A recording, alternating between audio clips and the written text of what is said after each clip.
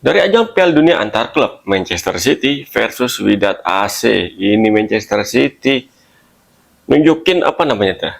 Menunjukkan karakteristik dia nih di laga perdana Piala Dunia antar klub. Walaupun ada beberapa pemain baru yang turun di pertandingan tadi nih lawan salah satu tim elit dari Maroko, Wydad AC, tapi Manchester City masih bisa ngeblend nih para pemain barunya dengan para pemain lama, dan abang-abangan Manchester City alias pemain senior di City, Doku dan Phil Foden menjadi pembeda di pertandingan tadi karena dua pemain ini bikin gol dan membawa City menang 2-0, sekaligus City mencatatkan clean sheet di laga awalnya di ajang Piala Dunia antar klub edisi 2025. Nah, menariknya pemain tengah baru City yang baru didatengin dari AC Milan, Gianni Raiders, pemain keturunan Indonesia ini tampil cukup oke ya di laga perdananya bersama Manchester City di bawah Pep Guardiola. Dia menggantikan peran Rodri di babak pertama, dan ya sepanjang ada di lapangan Gianni Raiders bisa menjadi jembatan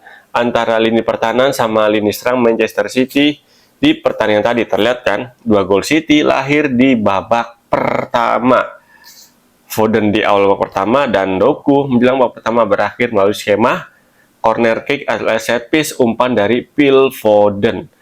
Ya, walaupun City di pertandingan tadi Erling Haaland turun dari bangku cadangan alias di babak kedua baru masuk, dan Marmoush diplot sebagai striker ya, menurut sih false nine lebih tepatnya. Tapi Manchester City nggak kehilangan intensitas agresivitasnya di pertandingan tadi. Statistik berbicara loh ya kan. Penguasaan bola Manchester City masih unggul dibandingin sama Wydad AC kan, 68 berbanding 32, dan City punya 6 shoot on target dari total 15 tembakan sepanjang pertandingan, sementara Wydad 12 total shoot yang on target cuma 2. Ini artinya apa ya? Pertahanan Manchester City bisa dibilang walaupun kombinasi main baru main lama ya di sini, Ruben Dias nggak diturunin Nathan Ake duet sama Vitor Reis, di kanan ada Lewis, di kiri ada Aureli kan. Dan ya ini nggak membuat pertahanan Manchester City menjadi lemah, menjadi keropos ya.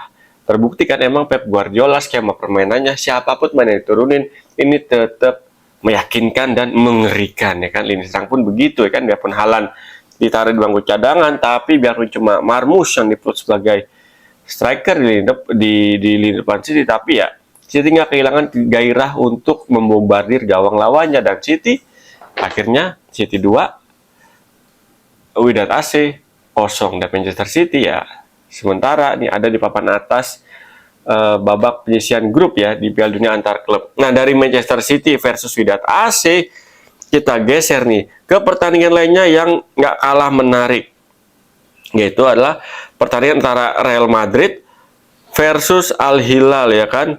Ini juga pertandingan sangat menarik menurut gue ya, karena apa ya? Karena nih kedua tim ini pelatihnya sama-sama baru nih. Di Al Hilal ada Simone Inzaghi yang baru hijrah dari Inter Milan, dan di Real Madrid ada Xabi Alonso, mantan pemain Real Madrid. Nah, ini menariknya di pertandingan tadi nih, Alonso juga menurunkan beberapa pemain barunya nih, terutama di lini pertahanan. dari center back ini Raul Asensio duet sama Dean Huijsen, dan kelihatan sih emang ya duet center back baru Real Madrid ini belum terlalu kelihatan cukup menjanjikan ya, karena Al Hilal berapa kali ini bisa melakukan shoot ke arah gawang Courtois ya kan, biarpun secara statistik sepanjang laga tembakan ke arah gawang Al Hilal cuma 2, Real Madrid 7, tapi total tembakan Al Hilal sepanjang laga ini ada 13. Dan ini artinya apa ya? Artinya lini pertahanan Real Madrid di pertandingan tadi ini cukup terbuka ya. Dan pertandingan kelihatan berakhir dengan skor 1-1 ya kan. Ya, biarpun Real Madrid sempat unggulan melalui Gonzalo Garcia ya kan, ya skema golnya pun menurut gue cukup menarik ya, karena melalui skema counter attack tuh rapi banget serangan balik yang dijalani sama Real Madrid ya kan, melibatkan 4 pemain kalau salah tuh ya kan,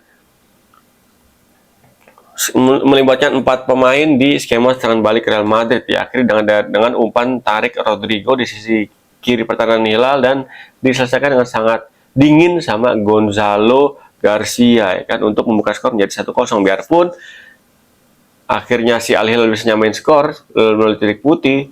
Karena lagi-lagi itu udah pelanggaran ya, menurut gue nggak terlalu perlu ya dilakukan sama Raul Asensio ya kan, sayang banget tuh.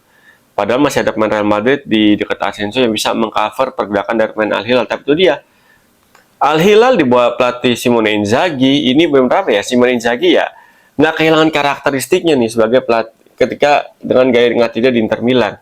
Main menurut bahasa gue tuh strateginya masih bunglon banget nih. Dia bisa main dengan pressing tinggi dan juga bisa main dengan gaya bermain defense counter kan. Di pertandingan tadi kelihatan tuh Real Madrid diladenin gaya bermain cepatnya sama Al Hilal kan. Real Madrid main pressing, Al Hilal main dengan counter pressing. Real Madrid main dengan garis pertahanan tinggi, Al Hilal juga nggak takut tuh main dengan garis pertahanan tinggi. Dan kelihatan kan tadi para pemain Al Hilal di pertandingan tadi nggak terlalu canggung nih untuk meladeni gaya permainan ofensif agresif dari Real Madrid ya kan.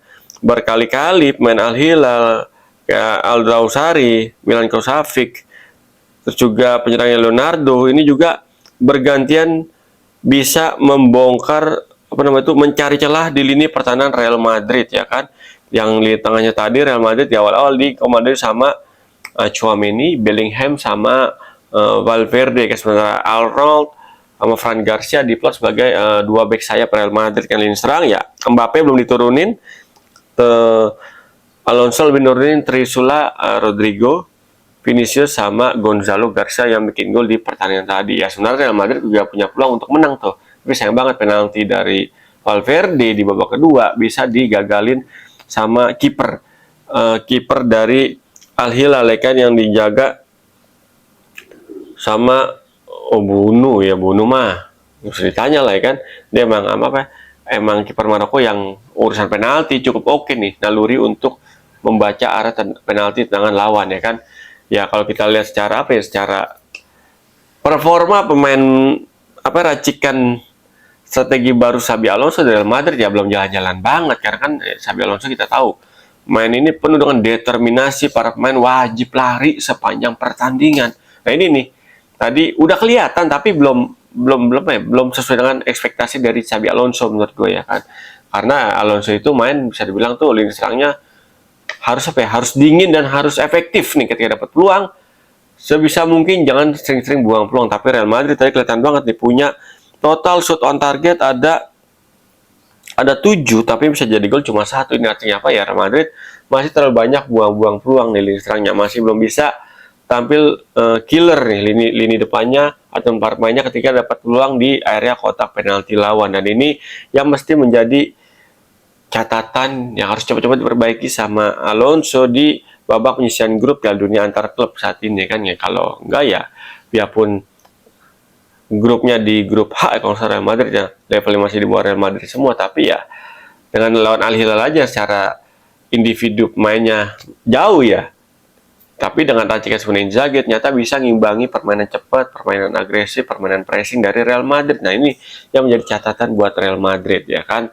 Biarpun Madrid belum turun full tim ya, dan ya menurut gue sih untuk perjalanan Madrid di musim ini kayaknya sih agak riskan ya kalau menduetkan center back main muda nih. Harus ada perpaduan pemain yang udah pengalaman dengan main muda. Tadi kelihatan kan Raul Asensio, Martin Huijsen ini ketika diduetin masih gampang nih sisi pertahanan Real Madrid untuk diekspos sama permainan Al Hilal untuk mencari peluang nih.